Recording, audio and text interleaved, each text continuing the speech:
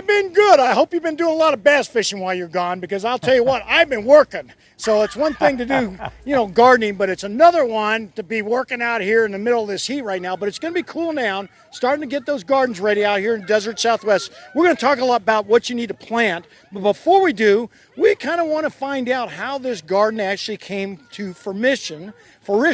And of course, Emily Bartel, is that right? Bartel. Emily, you were kind of instrumental in putting this all together, weren't you? I was a co-parent, and my other partner in crime, she's since moved to Texas, she wrote the grant for the Whole Foods Foundation and got the initial grant money for establishing this vegetable garden. Okay, and so tell us a little bit about the vegetable garden itself. Well, at first we had to combat gophers, so we put in some lathe wiring underneath this entire section, and then we had some other parent help that came out, and we constructed these beds and got it cooking.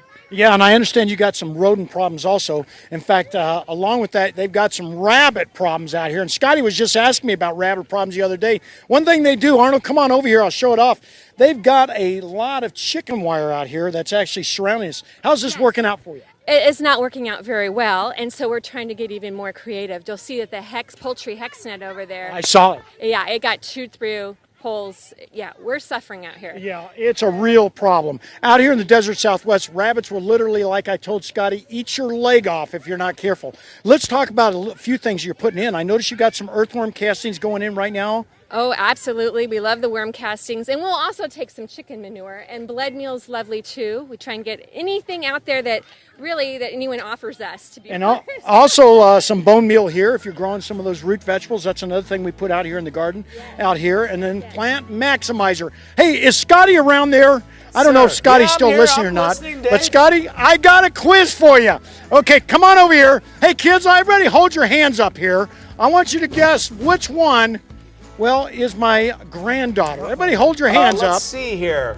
Uh-oh. I'm going to say the little girl. Yeah, hold them up.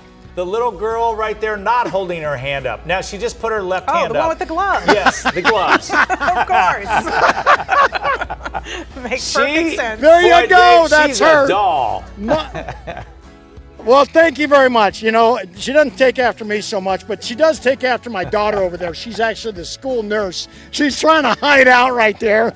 There you go, guys. So we're going to talk a lot more about what you need to be planting this time of year. There's two methods you can go when you're actually planting. You can go kind of the cool weather method or the warm weather method. So you know what? It's going to get real interesting here next hour, so stay tuned for that. And what the temperatures say, our minds are definitely past summer at this point. We are looking ahead to fall. We are over it mentally, aren't we? We're already there. That's especially true for the kids over at Cochise Elementary School. So they are getting a lesson in fall gardening from our buddy Dave, the garden guy. And I can vouch for the fact that he's got a great way with kids. Hi, Dave. Hello, Sweet Pea, and we are at Cochise Elementary School. They've got this great layout. In fact, you can take a look at these beds they put in. They're north-south facing, 4 foot wide, about 8 foot long. They're putting in some tomatoes in one of the gardens right here. In fact, you can see all the different types of tomatoes they're putting in, some champions there, some celebrities, some early girls, which really mature very quickly. And we have very short seasons out here, so they work out real well. Some companion plants, you can see one going in right there. That's a basil plant right below there. So all these should be okay as long as you don't get really cold. And that's one of the key ingredients to really growing those hot weather type plants that we just talked about. Some of the cooler other varieties that you might want to try, if you don't think, and it's kind of a roll of the dice, are some of your cool weather type plants, your different types of collard greens, your different types of cabbages, and of course those bright light Swiss chards that add that foil to the garden, along with, of course, some onions. And then there's some flowers. You want to go ahead and plant some different types of flowers in your garden. In fact, 50% flowers, 50% vegetables are the ideal situation out here in the desert Southwest to really create that what we call symbiotic type of relationship. I'm with Mrs. Wilson here. Mrs. Wilson, you're in charge of all this. I'll tell you what, you got your hands full, but tell me what they learned from this. Well, we do a lot of observation, we do a lot of math, a lot of reading it leads to, and of course the science of just the life cycle of the plants and the soil. We do composting. We're doing science right now, right? Yeah, this is all about science. Okay, and you've got a compost operation? Yeah, and even like we've got compost going, so they cut their own and they add to that. We even study nouns out here and measurement and just anything you can think of really ties in. Yeah. It's amazing what you learn from gardening, isn't it? Yeah. And I understand you've had a few problems. In fact, we got a bunch of them over here. Yep, you can plant that one. That's a patty pan squash. We got some corn here that we're putting in right now, some short season type corn.